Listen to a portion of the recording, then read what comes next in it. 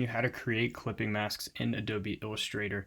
Here I have a little example with some text, a heading, and an image on the side. And what I want to do is crop this image to fit this text a little better. So one way of doing this is with a clipping mask, and another way of doing this, well, the first way I would go about doing this is to create a shape that is going to mask this image. So I like to create the shape first and then lay it over top of the image.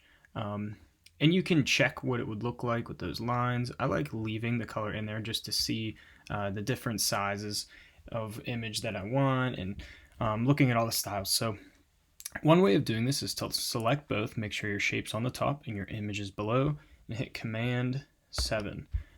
Command 7 is going to create that clipping mask. To release it, you can do Command Option 7. That's going to release your clipping mask.